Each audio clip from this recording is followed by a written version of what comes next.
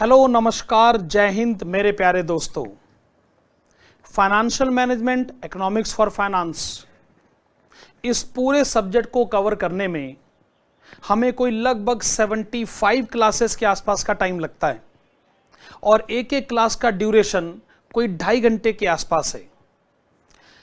Total में 200 घंटे की कोचिंग की क्लासेस की रिक्वायरमेंट इसमें आती है। अच्छा, अब 200 घंटे की पढ़ाई करने के बाद स्टूडेंट को यह लगता है कि आखिरकार इतने बड़े सिलेबस का रिवीजन कैसे किया जाए।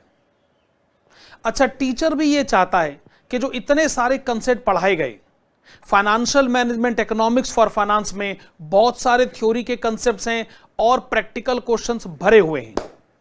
ये सारे के सारे कंसेप्ट स्टूडेंट को रिवाइज कैसे कराए जाए, हमने इसके बारे में सोचा कि क्यों ना कि कुछ क्लासेस से मेरा मतलब है कि टोटल 15 क्लासेस में एक रिवीजन का 15 क्लासेस का कॉम्पैक्ट सिलेबस बनाया जाए और ये आपकी मेन क्लासेस के साथ जोड़ दिया जाए। ये आपकी मेन क्लासेस का इंटीग्रल पार्ट हो। अगर स्टूडेंट 75 क्लासेस के आसपास मेन क्लासेस अटेंड करता है तो ये 15 क्लासेस उसके साथ जुड़ जानी चाहिए।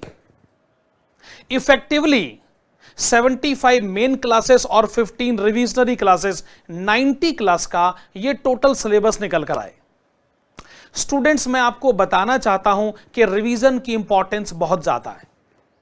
आप सब्जेक्ट को रिवाइज करते हैं तो ही आपको कंसेप्ट याद रहता है। आपको कंसेप्ट याद रहेगा तो एग्जाम में आप उसको ठीक ढंग से रिकलेक्ट कर पाओगे, रिप्रोड्यूस कर पाओगे, अच्छे ढंग से आप लिख पाओगे। अगर आपने आंसर अच्छे ढंग से लिखा ही नहीं तो आपकी मेहनत जितनी मर्जी ज्यादा क्यों ना हो, अल्टीमेटली रिजल्ट क्या आएगा फिर। इसलिए आपको यह सीखना ही होगा, आपको यह सोचना ही होगा कि एग्जाम में आपको आंसर परफेक्ट वे में कैसे लिखना है। उसके लिए आंसर आपको याद भी तो आना चाहिए और याद करने का एक ही पैरामीटर है, रिवाइज करिए और बार बार रिवाइज करिए। इसलिए मेन क्लासेस के सपोर्ट में हमने यह सोचा है कि 15 क्लासेस का एक कॉम्पैक्ट सिलेबस बनाया जाए ताकि स्टूडेंट को सारी की सारी बातों को बड़े आराम से रिवाइज करने में मदद मिले। एक एक क्लास जो रिवीजन पर्पसेस के लिए रिकॉर्ड करी जाएगी उसका जो ड्यूरेशन होगा वो लगभग 1.5 घंटे से 2 घंटे के बीच में होगा। आज है क्लास नंबर 1। हम इसके थ्योरी के नोट्स को भी रिवाइज करेंगे, लेकिन शुरुआत में करना चाहूंगा उस प्रैक्टिकल चैप्टर के साथ जिससे हम फाइनेंशियल मैनेजमेंट की पढ़ाई को शुरू करते हैं और उस चैप्टर का नाम है लीवरेज एनालिसिस। आइए शुरू करते हैं लीवरेज एनालिसिस से। आप जानते ही हैं रिवीजन क्लासेस में मेरा जोर इस बात पर रहेगा कि आपको इसमें कुछ लिखना ना पड़े। मेन क्लासेस में बहुत लिखिए, जितना लिख सकते हैं लिखिए, जितने बढ़िया नोट्स बना सकते हैं बनाइए, लेकिन रिवीजन क्लासेस में आपको सिर्फ सुनना है, रिवीजन क्लासेस में आपको सिर्फ देखना है, कंसेप्ट को रिकॉल करना है। अगर आप इसमें लिखने बैठेंगे ना तो रिवीजन क्लासेस का ऑब्जेक्टिव अचीव नहीं हो पाएगा। इसलिए ये क्लासेस सिर्फ देखने के लिए, ये क्लासेस सिर्फ सुनने के लिए, ये क्लासेस सिर्फ समझने के लिए, रिटन वर्क रिवीजन क्लासेस में नहीं। शुरू करते हैं जी। पहला चैप्टर लीवरेज एनालिसिस। ओके, हम डिस्कशन भी जो करेंगे वो पॉइंट वाइज करेंगे। पहला पॉइंट उठाया उसके बारे में बात करी, दूसरा पॉइंट उठाया उसके बारे में बात करी। पहला पॉइंट जिससे मैं डिस्कशन की शुरुआत करना चाहूंगा वो है इनकम स्टेटमेंट। लीवरेज में जो लीवर टर्म है या जो लीवरेज टर्म है वो आपको तब तक समझ में नहीं आएगा जब तक आप इनकम स्टेटमेंट के कंसेप्ट को ना समझें। जैसे आप प्रॉफिट एंड लॉस अकाउंट बनाते हैं उसी तरीके से इनकम स्टेटमेंट है। इसकी शुरुआत हमेशा सेल से करी जाती है। सेल्स में से आप पहले बिजनेस एक्सपेंसेस माइनस करना चाहोगे। बिजनेस एक्सपेंसेस में पहले वेरिएबल कॉस्ट का डिडक्शन होगा। सेल्स में से जैसी वेरिएबल कॉस्ट डिडक्ट होगा उसको हम लोग कहते हैं कंट्रीब्यूशन। मार्जिनल कॉस्टिंग में तो आप लोग पढ़कर आए ही हैं कि कंट्रीब्यूशन क्या होता है। अच्छा, कंट्रीब्यूशन में से फिर माइनस होता है fixed cost. Then we get operating profit EBIT। What is operating profit? Business की जो मेन एक्टिविटीज होती हैं उनसे आप जो इनकम अर्न करते हैं उसे हम कहते हैं operating profit EBIT, earnings before interest and tax. EBIT एक बार कैलकुलेट हो जाए, मेरा मतलब है कि बिजनेस के एक्सपेंसेस को एडजस्ट करने के बाद जो इनकम आती है ऑपरेटिंग प्रॉफिट EBIT, उसके बाद फिर उसमें से इंटरेस्ट माइनस होता है। आपने बिजनेस के लिए अगर कोई डेप्ट कैपिटल रेज कर रखा है, जैसे आपने कोई डिबेंचर्स इशू कर रखे हो या फिर बैंक से लोन लिया हो, उस पर आपको इंटरेस्ट पे करना पड़ता है। आप जैसे इंटरेस्ट माइनस करते हैं तो आपको पता चलती है वो इनकम जिसको हम कहते हैं अर्निंग बिफोर टैक्स, आप उसको टैक्सेबल इनकम भी कह सकते हैं, दैट इज EBT।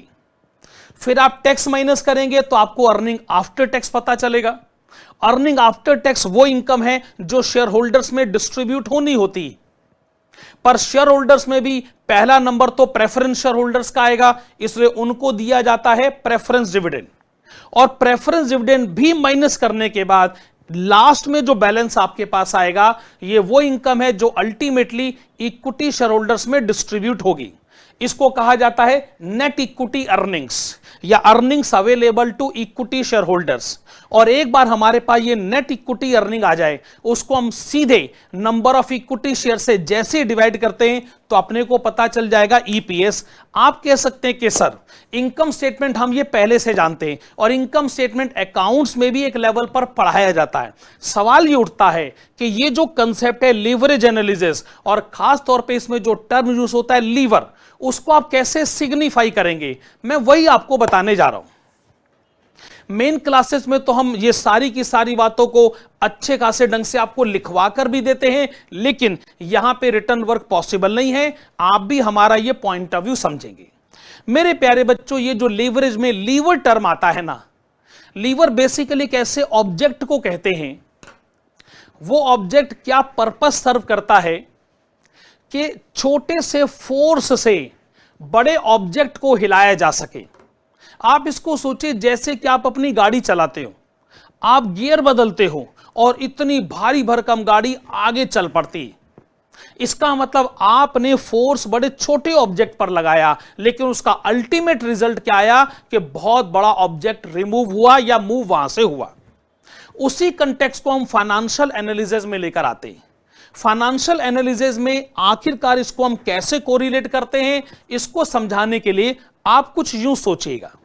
मान लीजिए कोई बिजनेसमैन आपको यह कहता है कि इस समय जो मेरी सेल है, अगर वो 1% बढ़ जाए, यानी सेल अगर 1% बढ़ जाए, तो फाइनली जो EPS आता है वो 10% बढ़ जाएगा। आप इसका क्या कंक्लूजन निकालेंगे? मैं कहूंगा भाई मैं तो बहुत बढ़िया कंक्लूजन निकालूंगा। अगर मैं इस कंपनी का शेयर होल्डर हूं तो यह सुनकर तो मुझे बड़ी खुशी होगी। मैं तो यह कहूंगा कि कंपनी की सेल सिर्फ 1% बढ़ी, EPS 10% बढ़ गया। अरे कंपनी के अच्छे दिन तो कम आए, मेरे अच्छे दिन बहुत ज्यादा आ गए। वो कैसे? चूंकि मैं कंपनी का शेयर होल्डर हूं तो मुझे कंपनी की सेल में हिस्सा नहीं मिलता। किसी शेयर होल्डर को सेल में हिस्सा नहीं मिलता, शेयर होल्डर को मिलता है इनकम में हिस्सा, और इनकम सेल से नहीं EPS से रिप्रेजेंट होती है। इसका मतलब सेल बढ़ी थोड़ी सी, सिर्फ 1%, पर EPS बढ़ा बहुत ज्यादा 10%। यहां से लीवरेज का कंसेप्ट का एग्जिस्टेंस आता है। लीवरेज ये जानने की कोशिश करता है कि इनकम स्टेटमेंट में जो इतने सारे वेरिएबल्स हैं, फाइनेंशियल वेरिएबल्स हैं, इनमें आपस में रिलेशनशिप क्या है। वो रिलेशनशिप को जिस कंसेप्ट से पढ़ा जाता है उसको लीवरेज एनालिसिस कहते हैं। अच्छा, ऐसा नहीं कि ये कंसेप्ट खाली सेल्स और EPS को कंपेयर करता है। वो तो मैंने आपको एग्जाम्पल के तौर पे कहा है कि शुरुआत के तौर पर अगर आप सोचें, सेल से शुरुआत होती है, EPS तक आपका डेस्टिनेशन है। कंक्लूजन अगर ये एस्टेब्लिश हो जाए कि एकदम शुरू में अगर हल्का सा बदलाव आए और एकदम आखिर में बहुत ज्यादा बदलाव हो जाए, तो हम उसको कैसे रिलेट करेंगे या फिर इन्वेस्टर अपने डिसीजन को कैसे लेगा। थोड़ी बात आगे बढ़ाता हूं। मान लीजिए इन्वेस्टर को यह कहा जाए कि अगर कंपनी की सेल 1% गिर गई तो EPS 10% गिर जाएगा, तो यही शेयर होल्डर को बहुत बुरा लगेगा। वो ये कहेगा कि कंपनी के बुरे दिन तो थोड़े से आए, मेरे बुरे दिन बहुत ज्यादा आ गए हैं, क्योंकि मुझे तो कंपनी के प्रॉफिट में हिस्सा मिलता है। सेल 1% क्या गिरी, प्रॉफिट 10% गिर गया। तो शेयर होल्डर के लिए यह कंक्लूजन बहुत इंपॉर्टेंट है। शेयर होल्डर को यह फैसला लेना है कि मुझे इस कंपनी के साथ बने रहना है कि नहीं। अगर मुझे लगता है कि कंपनी के फ्यूचर ग्रोथ पोटेंशियल्स हैं तो मैं ऐसी कंपनी के साथ बना रहूंगा, लेकिन अगर कंपनी के फ्यूचर ग्रोथ पोटेंशियल्स में कमी आ रही है तो मैं हो सकता है शेयर बेचकर चला जाऊं। अच्छा, लीवरेज की जो स्टडी है वो ऐसा नहीं कि खाली सेल्स और ईपीएस के बीच में कंक्लूजन एस्टेब्लिश करे। इसमें आपको जितने भी वेरिएबल्स नजर आ रहे हैं, हम सब में आपस में रिलेशनशिप एस्टेब्लिश कर सकते हैं। मेरा मतलब है, कोई अगर आपसे यह पूछे कि कंपनी की सेल में 1% चेंज आए तो बताओ कंट्रीब्यूशन में कितना चेंज आएगा। ऑफ कोर्स हमारे पास आपके इस सवाल का भी जवाब है। अगर कंपनी की सेल में 1% चेंज आए तो ईबीआईटी में कितना चेंज आएगा, तो ईबीटी में कितना चेंज आएगा, ईएटी में कितना चेंज आएगा, ईपीएस में कितना चेंज आएगा। हम सारे सवालों के जवाब ढूंढ रहे हैं। यही नहीं, मान लीजिए कोई हमसे अगर यह पूछता है कि अगर कंपनी के ईबीआईटी में 1% चेंज आ जाए तो ईबीटी में कितना चेंज आएगा, ईएटी में कितना चेंज आएगा, ईपीएस में कितना चेंज आएगा, हम आपको इस सवाल का जवाब भी देंगे। तो लीवरेज एनालिसिस की स्टडी बहुत वाइड है, इसकी बहुत बड़ी रेंज है। यह कहती है कि आपको यहां जितने भी नाम नजर आ रहे हैं ये सारे के सारे आपस में रिलेटेड हैं। ये सारे के सारे आपसे एक सवाल पूछ रहे हैं कि अगर इसमें से किसी एक वेरिएबल में, जिसका मर्जी नाम ले लीजिए, अगर किसी एक वेरिएबल में थोड़ा सा चेंज आता है, थोड़े को हम 1% कह सकते हैं या हम कुछ और भी कह सकते हैं, तो दूसरा वाला जो वेरिएबल है उसमें कितना भारी भरकम बदलाव आएगा। इस कंसेप्ट को ध्यान में रखते हुए जिस स्टडी को डेवलप किया गया है उस स्टडी का नाम है लीवरेज एनालिसिस। तो आपको यह पता चला इशू नंबर 1 में कि इनकम स्टेटमेंट क्या होती है और लीवरेज का इससे सीधे तौर पर क्या रिलेशनशिप है। वेरी गुड जी। अब मैं काम करता हूं जी, रिवीजन पर्पसेस के लिए मैं आपको पॉइंट नंबर 2 की तरफ लेकर आता हूं। इशू नंबर 2 जो मैं आपके सामने लेकर आ रहा हूं उसकी हेडिंग है ऑपरेटिंग लीवरेज। ओके, मैं आपको बताना चाहूंगा कि 3 तरीके के लीवरेजेस हैं, जिसमें पहले लीवरेज का नाम है ऑपरेटिंग लीवरेज। बाकी दोनों लीवरेजेस के नाम मैं थोड़ी देर में बताता हूं। ओके, लीवरेज में आप लीवरेज को रिलेशनशिप के कंटेक्स्ट में सोचिएगा, और जब मैं कहता हूं ऑपरेटिंग तो मेरा पॉइंट ऑफ व्यू है बिजनेस कनेक्टेड, यानी बिजनेस की एक्टिविटी से रिलेटेड। बिजनेस की एक्टिविटी से मेरा मतलब क्या है कि देखो भाई, कस्टमर से हमको जो रिसिप्ट होती है आप उसको सेल्स कह सकते हैं, और बिजनेस चलाने के लिए जो वेरिएबल एक्सपेंसेस होते हैं और जो फिक्स्ड एक्सपेंसेस होते हैं, जब हम अपना सारा ध्यान इन्हीं एक्टिविटीज पर रखते हैं और एक रिलेशनशिप, एक कंक्लूजन एस्टेब्लिश करने की कोशिश करते हैं, तो उस रिलेशनशिप को, उस कंक्लूजन को ऑपरेटिंग लीवरेज के नाम से जाना जाता है। ओके, ऑपरेटिंग लीवरेज को समझाने के लिए एक एग्जांपल मैंने आपके सामने मैं लेकर आया हूं। आप इसको लिखेंगे नहीं, मैं फिर बता रहा हूं, सिर्फ समझने की बात है। भाई रिविजनरी वीडियोस में इतना टाइम ना हमारे पास है, ना आपके पास है, ना मेरे पास टाइम है कि मैं आपको लिखवाऊं, ना आपके पास टाइम है सारी बातें आप लिखें। सिर्फ रिवीजन पर्पसेस के लिए सिर्फ आपको समझना है। सुनिए, मान लीजिए एक कंपनी की एक एग्जिस्टिंग पोजीशन है जिसमें वो कहते हैं कि इस समय हमारी 10,000 रुपीज की सेल है, लेकिन जब हम फ्यूचर देखते हैं, अगले साल के बारे में सोचते हैं, हमको ऐसा लगता है कि फ्यूचर में हम 15,000 रुपए की सेल अचीव कर सकते हैं। ऑब्वियसली सीधा सा कंक्लूजन ये निकल कर आता है कि फ्यूचर में आपको अपनी जो सेल है वो 50% इंक्रीज होती हुई दिख रही है। सेल अगर आपको बढ़ती हुई नजर आ रही है 50%, तो साथ में कुछ और कंक्लूजन्स को भी एस्टेब्लिश करिएगा। अब आपका ध्यान वेरिएबल कॉस्ट पे लाना चाहूंगा। वेरिएबल कॉस्ट तो प्रोपोर्शनेटली बढ़ जानी चाहिए। आप ऑब्जर्व भी करेंगे, वेरिएबल कॉस्ट अगर 4,000 से 6,000 हो रही है तो इसमें भी आपको 50% इंक्रीज होता हुआ दिख रहा है। अकॉर्डिंगली कंट्रीब्यूशन भी अगर 6,000 से 9,000 हो जाता है तो यह भी आपको 50% इंक्रीज होता हुआ दिख रहा है।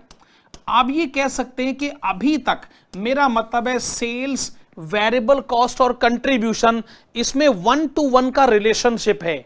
1 to 1 का रिलेशनशिप यानी अगर एक तरफ 1% चेंज है तो दूसरी तरफ 1% ही चेंज है। अगर सेल्स में 50% चेंज आया, वेरिएबल कॉस्ट में भी 50%, कंट्रीब्यूशन में भी 50%। इसको टेक्निकली बोला जाता है 1 to 1 रिलेशनशिप। लेकिन यह रिलेशनशिप आगे कंटिन्यूड नहीं रहता है। उसका रीजन यह है कि फिक्स कॉस्ट तो अपनी जगह से चेंज होता नहीं। ऐसी सिचुएशन में हम जब ऑब्जर्व करते हैं कि ईबीआईटी में चेंज कितना आया है, 3000 से जब सिचुएशन 6000 तक पहुंच जाती है तो आपको लगता है कि ये जो चेंज है ये चेंज 100% हो गया है। आपने सिचुएशन को डबल कर लिया है, यानी 100% इंक्रीज हुआ है। सरप्राइजिंगली अगर आप कंट्रीब्यूशन का डिफरेंस देखते हैं तो ये डिफरेंस 3000 है, लेकिन आप जब ईबीआईटी का डिफरेंस देखते हैं तो वो भी 3000 है। अब आप जरा मैथमेटिकली सोचिए कि ये कैसे हो सकता है कि ये 3000 का चेंज तो कहता है कि 50% चेंज हुआ है, लेकिन यही 3000 का चेंज कहता है कि 100% चेंज हुआ है। अरे भाई, ये सारी बातें इस बात पे डिपेंड करती है कि आप अपने आप को किससे कंपेयर करते हैं। जब ये 3000 अपने आप को 6000 से कंपेयर करता है तो कहता है 50% चेंज हो गया, लेकिन यही 3000 जब अपने आप को 3000 से ही कंपेयर करता है तो कहता है 100% चेंज हो गया। इसका मतलब फिक्स कॉस्ट एक ऐसा फैक्टर है जो इस रिलेशनशिप को बनाने की या बिगाड़ने की कोशिश कर सकता है। फिक्स कॉस्ट के कारण हम क्या देख रहे हैं कि जहां सेल, वेरिएबल कॉस्ट, कंट्रीब्यूशन का चेंज सिर्फ 50% था, ईबीआईटी में वही चेंज 100% आ गया है। मेरे प्यारे बच्चों, यहां पे ऑपरेटिंग लीवरेज का कंसेप्ट एग्जिस्टेंस में आता है। ऑपरेटिंग लीवरेज का अगर मैं आपको फार्मूला बताऊं तो वो फार्मूला क्या होता है? Well, this is percentage change in EBIT divided by percentage change in sales. अगर मैं अपने एग्जांपल में इसको कंपेयर करता हूं तो परसेंटेज चेंज इन ईबीआईटी में लिखूंगा 100% और परसेंटेज चेंज इन सेल्स अगर मैं लिखता हूं 50%, तो ये आ जाता है 2। आप इसको 2:1 भी कह सकते हैं, आप इसको 2 टाइम्स भी कह सकते हैं। बेसिक मीनिंग ये है कि जितना चेंज सेल्स में आता है उसके कंपैरिजन में जो ईबीआईटी का चेंज आता है वो 2 टाइम्स है। सवाल आपके दिमाग में ये आएगा ही कि जो लीवरेज है, ये जो रिलेशनशिप है, भाई ये जो कंक्लूजन है, इसको नाम ऑपरेटिंग लीवरेज क्यों दिया गया है? क्योंकि इस रिलेशनशिप को एस्टेब्लिश करने में आपने सिर्फ अपने बिजनेस के पॉइंट ऑफ व्यू को सोचा है। आपने सोचा है सेल यानी बिजनेस से होने वाली सेल, आपने सोचा है ईबीआईटी यानी बिजनेस से होने वाला प्रॉफिट। इसके बाद की जो कहानी है, मेरा मतलब है बाद में जब आप इंटरेस्ट ऑन डेब्ट कैपिटल माइनस करते हैं, अगर आप प्रेफरेंस डिविडेंड माइनस करते हैं, मेरे प्यारे बच्चों, वो सब बिजनेस नहीं है। बिजनेस का मतलब है वेरिएबल कॉस्ट, बिजनेस का मतलब है फिक्स्ड कॉस्ट, और ऑपरेटिंग प्रॉफिट का मतलब हुआ कि बिजनेस की मेन एक्टिविटी से होने वाली इनकम। भाई अगर आप किसी इंटरव्यू में जाएं, आपसे कोई पूछे कि एक कंपनी का या हमारी कंपनी का ऑपरेटिंग लीवरेज 2 है, आप इसका मतलब समझाएं, तो आप क्या कहेंगे?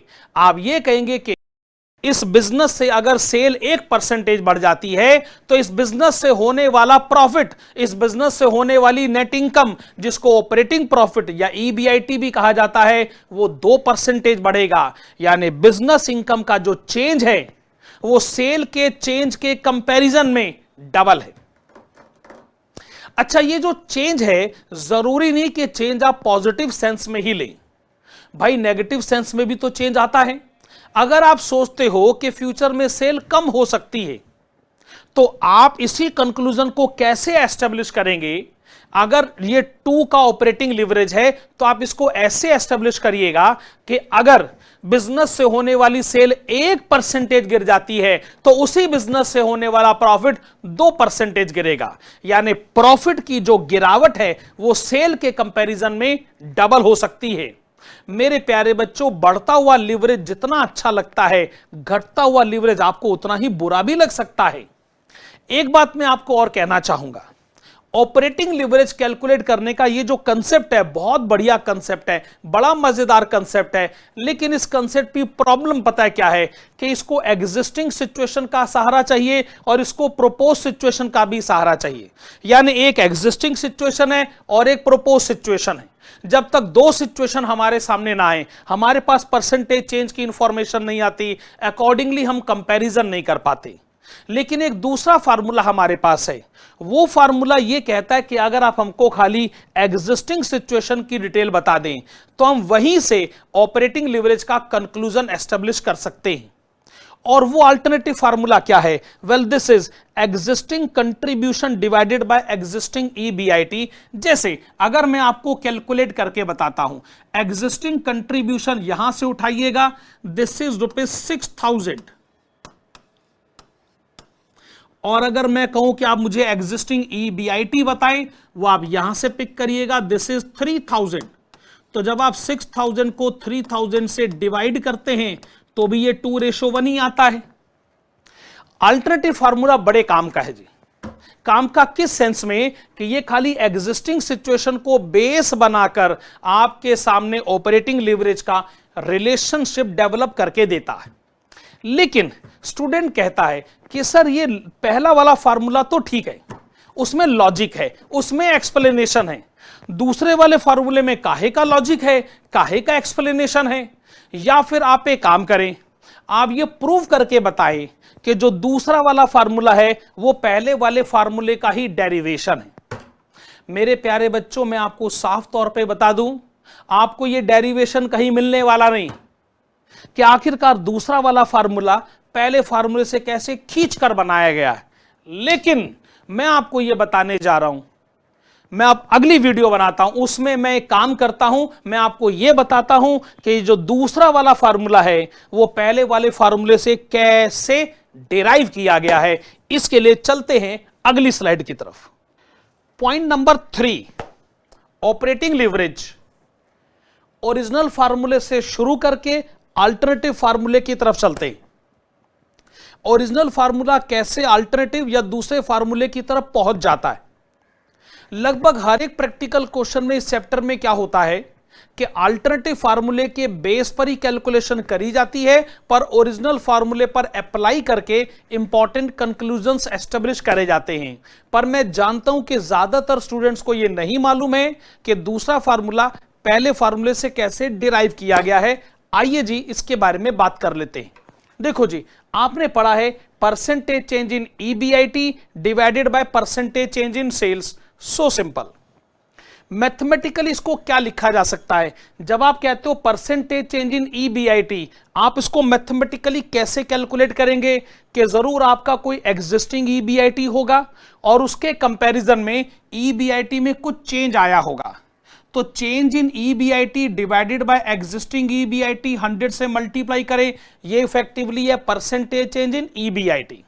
सिमिलरली जब आप कहते हो percentage change in sales, it means what?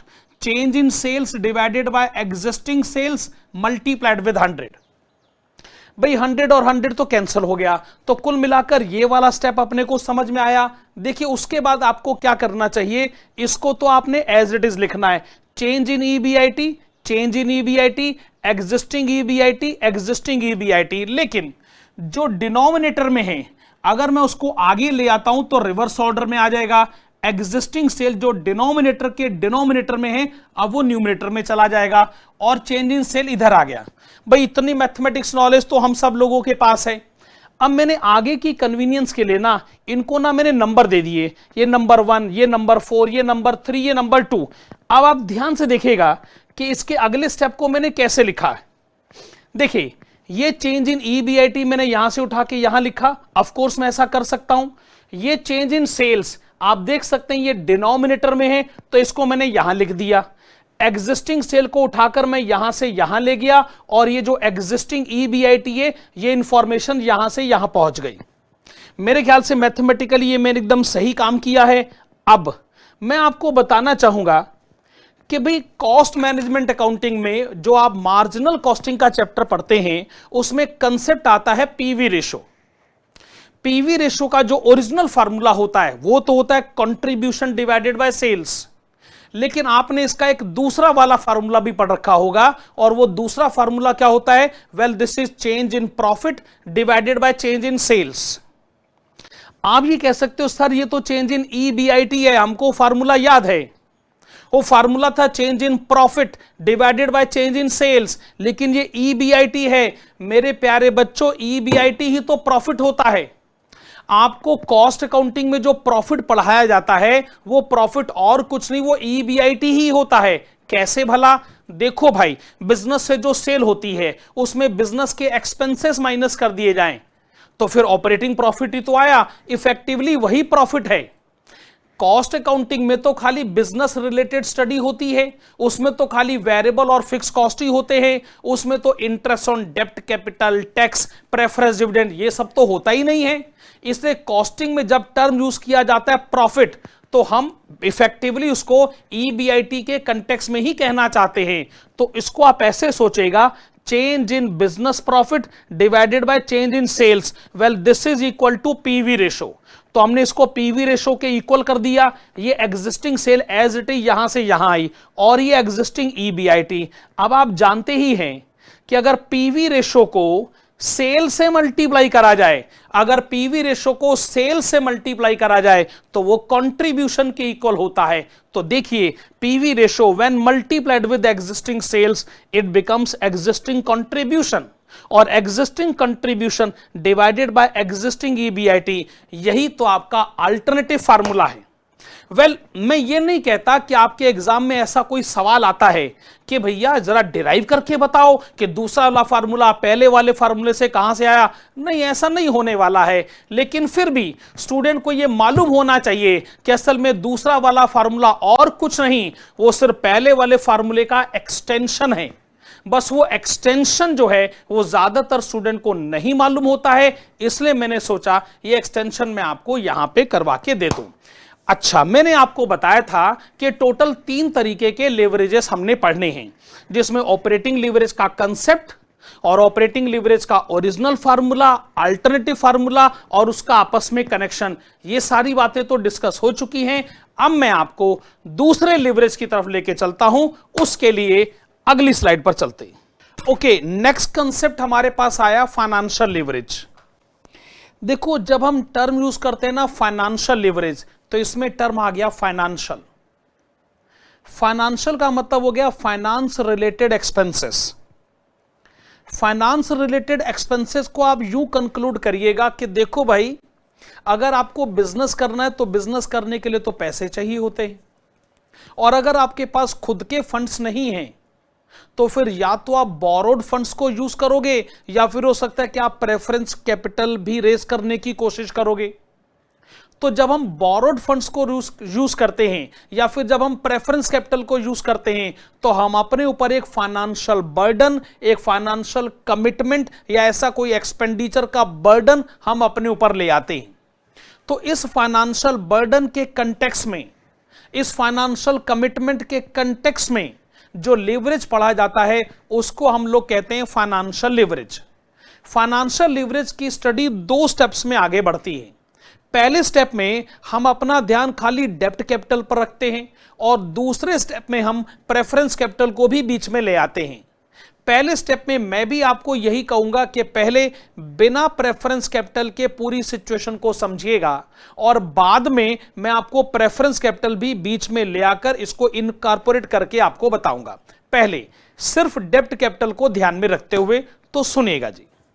देखिए, एग्जाम्पल में एक काम करता हूं, जो हमने थोड़ी देर पहले अभी ऑपरेटिंग लीवरेज का एग्जाम्पल जहां छोड़ा था वहीं से पढ़ाई को आगे बढ़ाते हैं।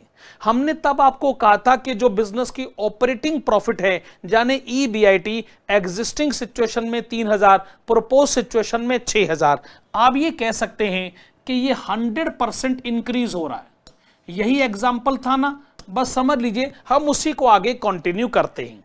इसमें से आपने माइनस करना है इंटरेस्ट ऑन डेब्ट कैपिटल, प्रेफरेंस डिविडेंड पर अभी हम बात नहीं कर रहे। मान लीजिए एग्जिस्टिंग सिचुएशन में भी इंटरेस्ट 2000 है, फ्यूचर सिचुएशन में भी 2000 रहेगा, इसमें तो कोई चेंज है नहीं। तो आप क्या देखते हैं कि before tax income earning before tax जो एग्जिस्टिंग सिचुएशन में 1000 है, फ्यूचर में जाके वो 4000 हो जाएगी। मेरे प्यारे बच्चों, ये बताओ कि आपको ये इनकम कितनी इंक्रीज होती नजर आ रही है? 1000 का 4000 हो गया, 3000 बढ़ गया, तो क्या मैं कह सकता हूं कि ये 300% इंक्रीज हुआ है? फिर से बात को मैथमेटिकली सोचिएगा, यहां पर भी जो चेंज है वो 3000 का ही है और यहां पर भी चेंज 3000 का ही है, पर पहला वाला 3000 कहता है कि मैं 100% हूं, दूसरा वाला 3000 कहता है मैं 300% हूं। सब कंपैरिजन का खेल है भाई। जब पहला वाला 3000 अपने आप को कंपेयर ही 3000 से करेगा तो फिर 100% इंक्रीज ही कहेगा, पर दूसरा वाला 3000 अपने आप को जब 1000 से कंपेयर करेगा तो कहेगा कि 300% इंक्रीज हुआ है। इसका मतलब अमाउंट एब्सोल्युटली सेम है, 3000 अमाउंट एब्सोल्युटली सेम है, लेकिन जब आप उसकी कंपैरेटिव स्टडी करते हैं तो पहला वाला 3000 कहता है कि EBIT का चेंज 100% है, पर दूसरा वाला 3000 कहता है कि EBT का चेंज 300% है। यहां पे फाइनेंशियल लिवरेज का कंसेप्ट एग्जिस्टेंस में आता है। इसका फार्मूला, सो कॉल्ड फार्मूला, बड़ा सिंपल फार्मूला क्या है? Percentage change in EBT divided by percentage change in EBIT। अब जैसे अगर आप कंपेयर करते हैं, EBT में आपको कितना चेंज दिख रहा है? Well this is 300%, get it divided by percentage change in EBIT, ये आपको चेंज दिखेगा 100%। नाउ 300% डिवाइडेड बाय 100%, सीधा कंक्लूजन निकलेगा 3, या फिर आप कहिए 3:1 या कहिए 3%, एक ही बात है। इसका मतलब ये हो गया कि अगर EBIT, मेरा मतलब है इंटरेस्ट से पहले वाली इनकम में अगर चेंज 1% आता है, तो इंटरेस्ट के बाद वाली इनकम में, जिसको कि आप EBT भी कह सकते हैं, उसमें 3% चेंज है या 3 टाइम्स चेंज है। हमने इसको नाम फाइनेंशियल लिवरेज क्यों दिया है? क्योंकि ये आपके फाइनेंशियल बर्डन के कंटेक्स्ट में एस्टेब्लिश किया गया है। इसमें इंटरेस्ट पर बात हो रही है। अभी थोड़ी देर में हम इसके प्रेफरेंस डिविडेंड के कंसेप्ट को भी पिक्चर में लेकर आएंगे। ओके, अच्छा, जहां तक इसके दूसरे फार्मूले का सवाल है, इसका अल्टरनेटिव फार्मूला क्या है? Existing EBIT divided by existing EBT। आप कंपेयर करिए, ये आपका एग्जिस्टिंग EBIT है, दैट इज ₹3000, और आपका जो एग्जिस्टिंग EBT है that is ₹1000। So 3000 divided by 1000, ये भी आपको 3 टाइम्स या 3:1 ही मिलेगा। तो फाइनेंशियल लिवरेज ये पूरी तरह स्टूडेंट की चॉइस होती है कि वो ओरिजिनल फार्मूले से कैलकुलेट करना चाहता है या अल्टरनेटिव फार्मूले से। लेकिन बड़े सारे प्रैक्टिकल क्वेश्चन में होता यह है कि अल्टरनेटिव फार्मूला इसलिए अप्लाई कर लिया जाता है क्योंकि वो प्रपोज सिचुएशन का सहारा नहीं लेना चाहता है, वो खाली एग्जिस्टिंग सिचुएशन को बेस बनाकर अपना कंक्लूजन एस्टेब्लिश करेगा। तो फाइनेंशियल लिवरेज को आप इस कंटेक्स्ट में भी सोच सकते हैं, existing EBIT divided by existing EBT। अब मैं जानता हूं कि आपके दिमाग में क्या चल रहा है कि जो इसका दूसरा वाला फार्मूला है वो पहले वाले फार्मूले से किस तरीके से डिराइव किया गया है। बुक्स में आपको मिलने वाला नहीं है, लेकिन हम तो आपको जरूर बताएंगे ना। ये मैं अगली स्लाइड पर आ गया। देखिए, financial leverage original formula percentage change in EBT divided by percentage change in EBIT। 100 तो खैर कैंसिल होना ही था। परसेंटेज चेंज इन EBT यानी change in EBT divided by existing EBT। Similarly percentage change in EBIT means what? Change in EBIT divided by existing EBIT। अरे ये तो बड़े आराम से हैंडल हो गया। देखिए, ये रहा चेंज इन EBT, ये हम इधर ले गए, एग्जिस्टिंग EBT हम इधर ले गए, यहां जाके ये रिवर्स ऑर्डर में आ गया, ये एग्जिस्टिंग EBIT इधर आ गया और चेंज इन EBIT इधर आ गया। अब आपको मैं एक बात बताऊं, आपको सुनकर थोड़ा अजीब सा लगेगा। ये जो चेंज इन EBT है और जो चेंज इन EBIT है ये मैंने कैंसिल कर दिया। इसके कैंसिल करते ही एग्जिस्टिंग EBIT इधर आ गया, एग्जिस्टिंग EBT इधर आ गया और ये अल्टरनेटिव फार्मूले के इक्वल आ गया। पर आप कहेंगे सर आप ये ऐसा कैसे कर सकते हैं? ये है चेंज इन EBT, ये है चेंज इन EBIT, ये दोनों आप ऐसे कैसे कैंसिल कर सकते हैं? वेल अगर मैं ये प्रूव कर दूं कि इन दोनों का मतलब एक ही है, यानी जितना ईबीटी चेंज होता है उतना ही ईबीआईटी चेंज होता है, अगर मैं ये प्रूव कर दूं कि दोनों इक्वल हैं तो ये कैंसिल आउट हो जाएंगे कि नहीं? यस और नो? यस। बस मुझे यही तो बात प्रूव करनी है कि ईबीआईटी में जितना चेंज होता है ईबीटी में भी चेंज उतना ही होता है। अरे भाई, क्या यह प्रूव करने की आवश्यकता है? क्या यह प्रूव करने की आवश्यकता है? मैं फिर से पिछली स्लाइड पर आता हूं। आप मुझे बताइए ईबीआईटी में कितना चेंज आया था? 3000। आप मुझे बताएं ईबीटी में कितना चेंज आया था? 3000। ऐसा हमेशा ही होगा, चूंकि इंटरेस्ट नाम का जो कॉस्ट है वो फिक्स्ड नेचर का है। इससे ये ऑटोमेटिकली प्रूव होता है कि जितना ईबीआईटी में चेंज आता है उतना ही ईबीटी में चेंज आता है। इसीलिए जब आप इसका अल्टरनेटिव फार्मूले को ऐसे डिराइव करते हैं और ये कैंसिल आउट हो जाता है तो आपका ओरिजिनल फार्मूला अल्टरनेटिव फार्मूले में इस तरीके से कन्वर्ट हो जाता है। अच्छा, मैंने आपको बताया था टोटल 3 लीवरेजेस हैं। पहले लीवरेज का नाम ऑपरेटिंग लीवरेज। ये किस पे कंसंट्रेटेड है? बिजनेस ऑपरेटिंग एक्टिविटीज पे। मेरा मतलब है सेल्स पर, वेरिएबल कॉस्ट पे, फिक्स कॉस्ट पे, ईबीआईटी पर। दूसरे लीवरेज का नाम फाइनेंशियल लीवरेज। ये कौन से मैटर्स पर कंसंट्रेटेड है? अरे भाई, इंटरेस्ट ऑन डेब्ट कैपिटल के मैटर पर, प्रेफरेंस डिविडेंड के मैटर पर। हालांकि प्रेफरेंस डिविडेंड अभी हमने डिस्कस नहीं करा है वो, लेकिन अभी थोड़ी देर में हम उस पर पहुंचने वाले हैं। अब मैं आपका ध्यान लेकर आता हूं लीवरेज नंबर 3 पर। उसके लिए चलते हैं अगली स्लाइड की तरफ। ओके, तीसरा leverage combined leverage. Combined leverage भी फाइनेंशियल लीवरेज की तरह 2 स्टेजेस में पढ़ा जाना चाहिए। पहली स्टेज में ऑफ कोर्स हम प्रेफरेंस डिविडेंड के मैटर पे बात नहीं करेंगे। अच्छा, हम लोगों ने अब ऑपरेटिंग और फाइनेंशियल लीवरेज को कंबाइंड करना है, इसलिए इसका जो ओरिजिनल फार्मूला है वो है percentage change in EBT divided by percentage change in sales. अब मैं आपसे जानना चाहूंगा कि सेल्स से ईबीटी तक पहुंचते हुए क्या क्या डिडक्ट हो जाता है? वेल, वेरिएबल कॉस्ट और फिक्स कॉस्ट दोनों बिजनेस रिलेटेड एक्सपेंसेस, जो ऑपरेटिंग लीवरेज के कंटेक्स्ट में भी आपने पढ़ा था। और उसके बाद जो इंटरेस्ट ऑन डेब्ट कैपिटल है वो भी डिडक्ट हो जाता है। तो ऑपरेटिंग का भी और फाइनेंशियल दोनों के दोनों इंपैक्ट इसमें कंसिडर हुए, इसलिए इसको हमने एक नाम दिया कंबाइंड लीवरेज। हालांकि अभी प्रेफरेंस डिविडेंड पर बात नहीं हुई है। तो इसका ओरिजिनल फार्मूला है कि ईबीटी में कितना चेंज आया है एज कंपेयर्ड टू सेल्स में कितना चेंज आया है। और इसका जो अल्टरनेटिव फार्मूला है वो क्या है? Existing contribution divided by existing EBT. एक बात आप हमेशा ध्यान रखिएगा कि जो कंबाइंड लीवरेज है वो ऑपरेटिंग और फाइनेंशियल लीवरेज के मल्टीप्लिकेशन को रिप्रेजेंट करता है। कई बार स्टूडेंट ये कहता भी है कि सर जब आप खुद कहते हैं कि ये कंबाइंड है तो कंबाइंड का तो मतलब एडिशन होना चाहिए, कंबाइंड का मतलब मल्टीप्लिकेशन कैसे हो सकता है?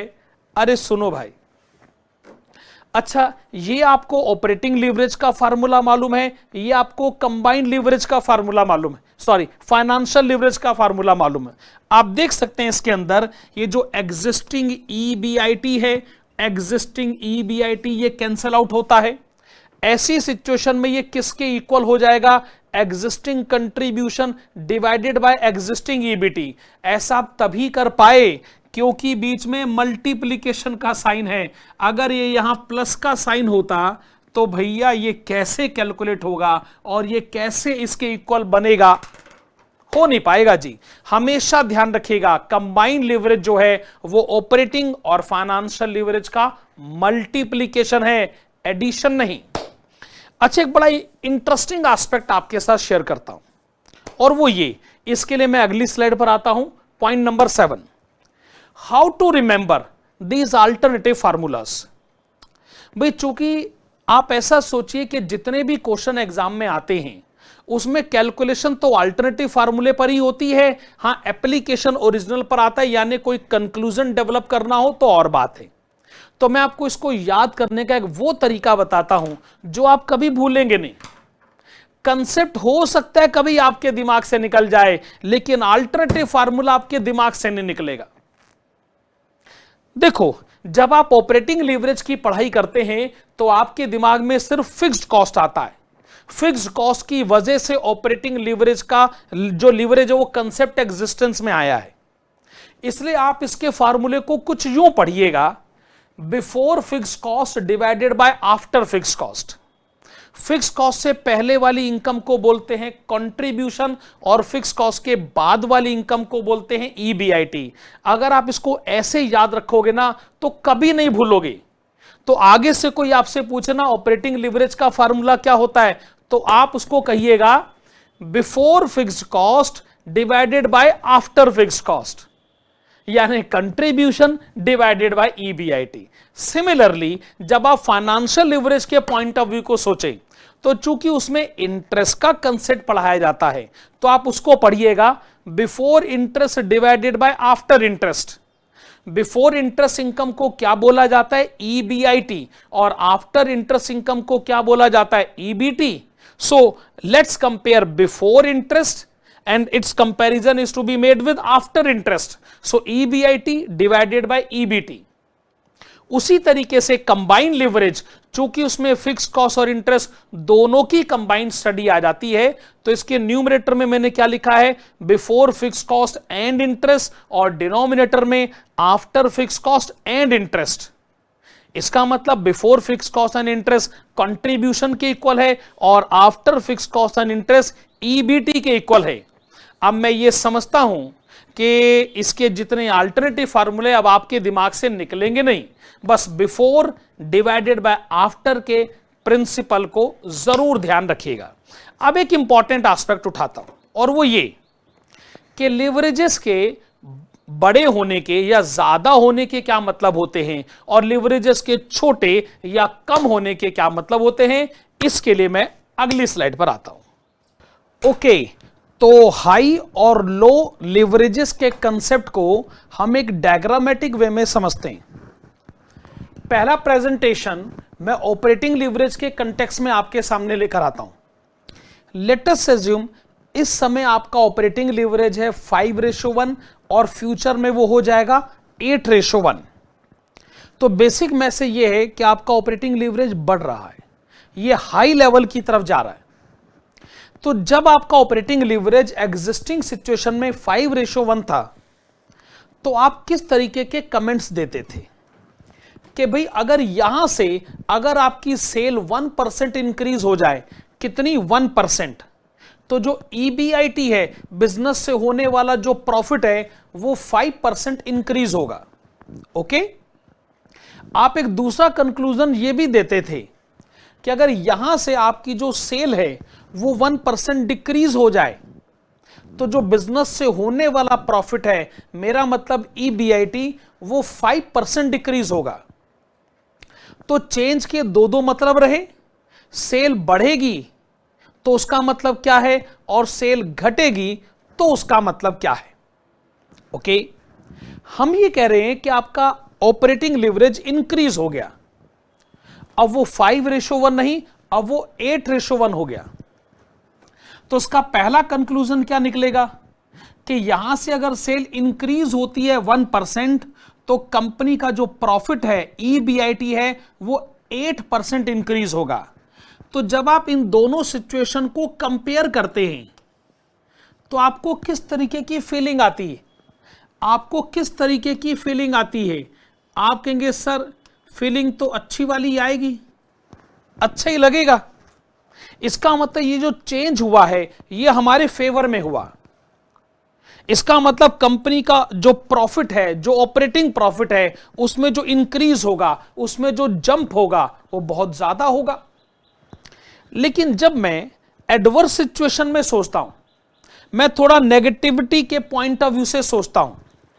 अगर मान लीजिए सेल मेरी डिक्रीज होती है तो एग्जिस्टिंग सिचुएशन में सेल 1% डिक्रीज हो रही थी तो मैं तो पहले बहुत परेशान था कि मेरा प्रॉफिट तो 5% नीचे चला गया।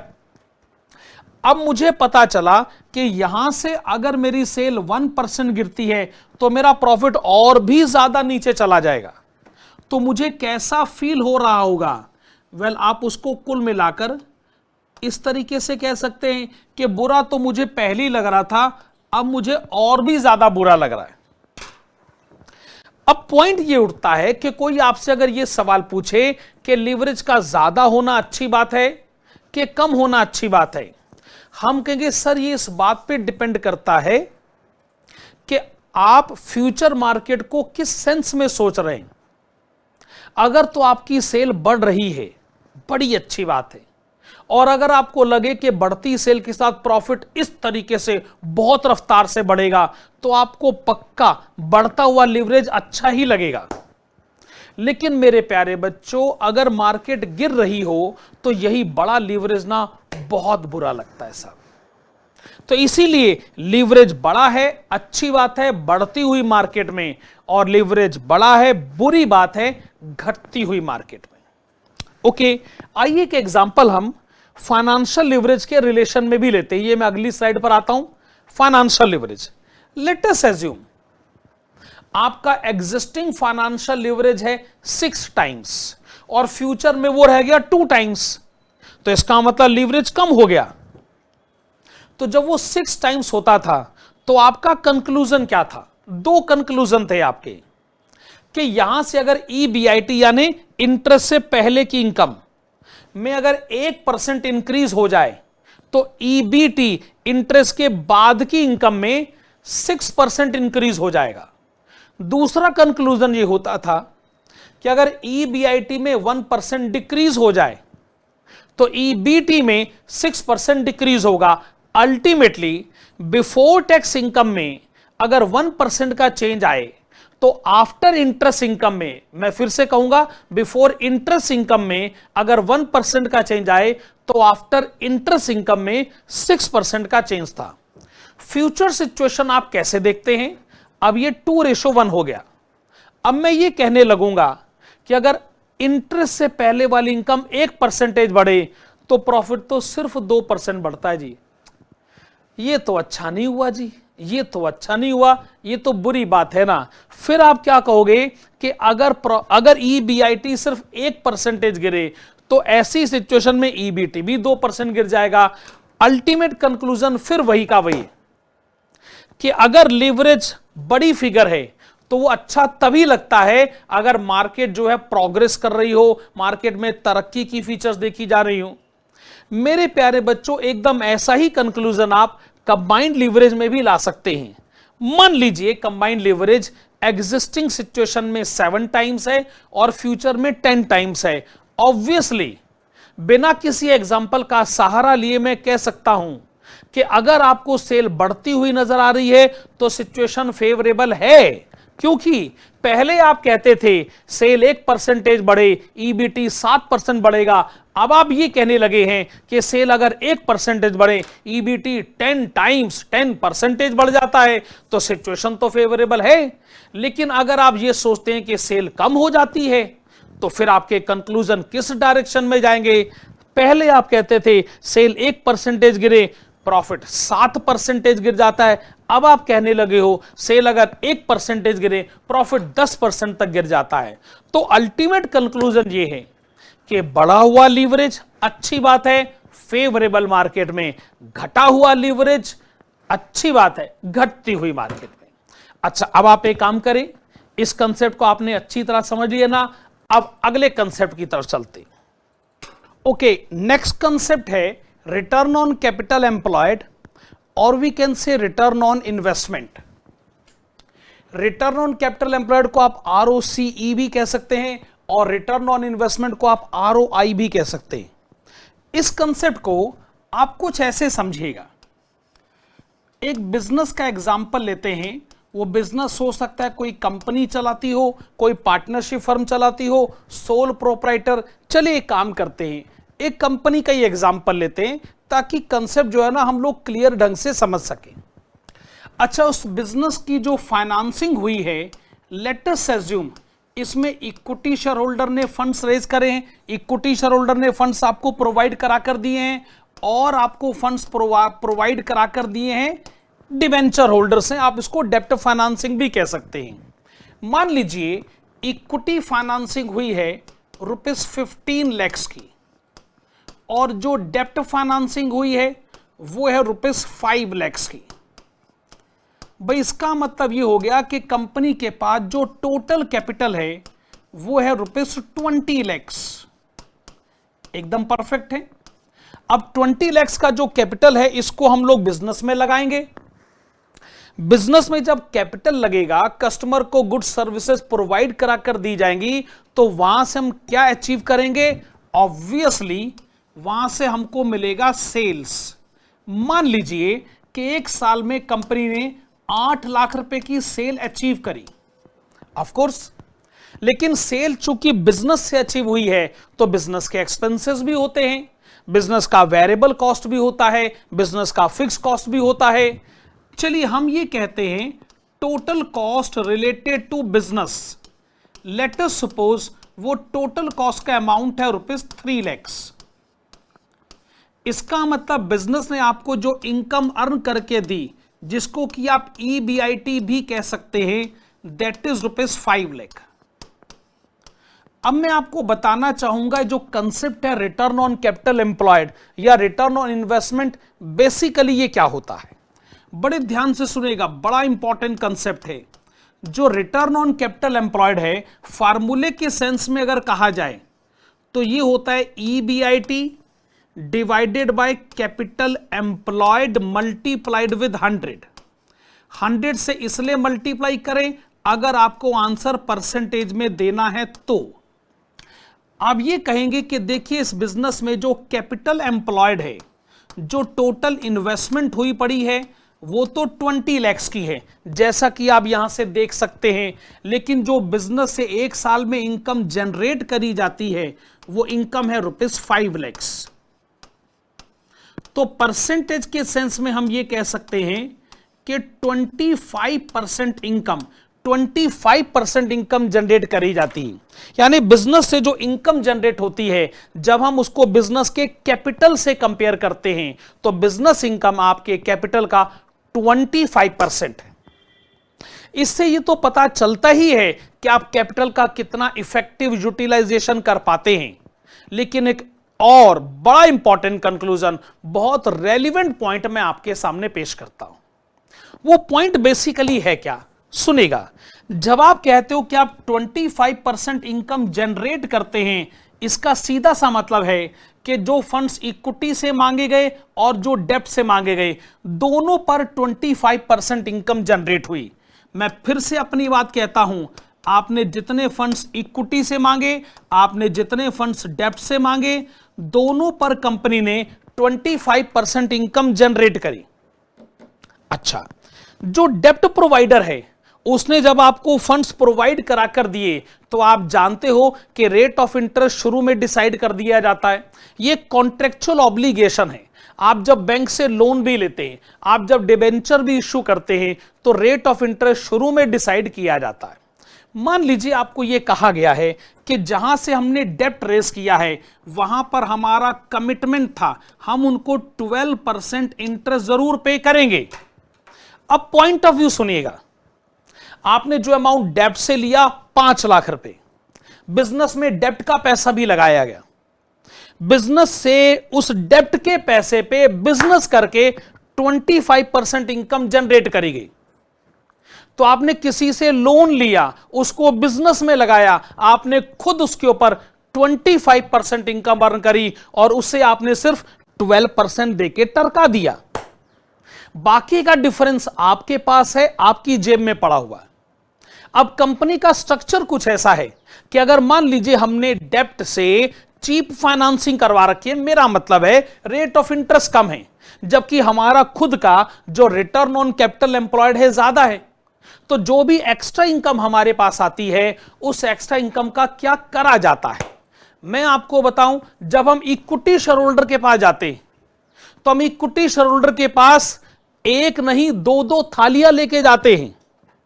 हम इक्विटी शेयरहोल्डर को कहते हैं देखिए जो पहली थाली है ना, इसमें क्या है जरा सुन लीजिए। भाई आपने हमको जो 15 लाख दिए थे, आपने हमको जो 15 लाख दिए थे उसको हमने लगाया बिजनेस में, बिजनेस से हमने कमाया 25%, ये 25% हम आपको देते हैं। इक्विटी शेयर होल्डर ने थाली बड़े आराम से स्वीकार कर ली। हमने कहा कहीं जाइएगा मत, एक दूसरी थाली में भी आपके लिए कुछ है। इक्विटी शेयर होल्डर खुश हो गया, ये क्या है? हमने कहा पहले जरा सुनो। जैसे हमने आपसे 15 लाख मांगे थे, हमने 5 लाख डेप्ट प्रोवाइडर से भी मांगे थे, हमने उसको भी बिजनेस में लगाया, हमने उसके ऊपर भी 25% कमाया, पर उसको खाली 12% देके टरका दिया। बाकी इनकम इस थाली में बची है, ये भी आपकी। तो इक्विटी शेयर होल्डर को एक नहीं दो एडवांटेजेस हुए। जो पैसे उसने दिए थे उसके ऊपर तो कमाकर उसको लौटाया ही गया, पर जो पैसे डेप्ट प्रोवाइडर से मांगे गए थे उसके ऊपर भी इनकम का एडवांटेज इक्विटी शेयर होल्डर को दिया है। पर इक्विटी शेयर होल्डर को यह एडवांटेज तभी होगा अगर रिटर्न ऑन कैपिटल एम्प्लॉयड, जो कि यहां पर मैंने आपको बताया है 25%, ये अगर रेट ऑफ इंटरेस्ट ऑन डेप्ट कैपिटल से ज्यादा होगा। यानी जिस रेट पर हमने लोन लिया है उसका जो हम इंटरेस्ट पे करते हैं वो इंटरेस्ट कम है, लेकिन जिस रेट पर हम इनकम अर्न करते हैं वो रेट ज्यादा है। अगर ये रेट ज्यादा होगा तो इसका मतलब डेप्ट फाइनेंसिंग करके हमने कोई गलत काम नहीं करा, उल्टा डेप्ट फाइनेंसिंग करके हमने बढ़िया काम किया है, और इसका ultimate advantage equity share holder को मिलता है। और आप जानते हैं इस तरीके का जो एडवांटेज मिलता है इक्विटी शेयर होल्डर को, उसको एक टेक्निकल नेम भी दिया जाता है। वो टेक्निकल नेम है ट्रेडिंग ऑन इक्विटी। तो अगर कोई आपसे पूछे ट्रेडिंग ऑन इक्विटी क्या होता है, तो आप क्या जवाब दीजिएगा?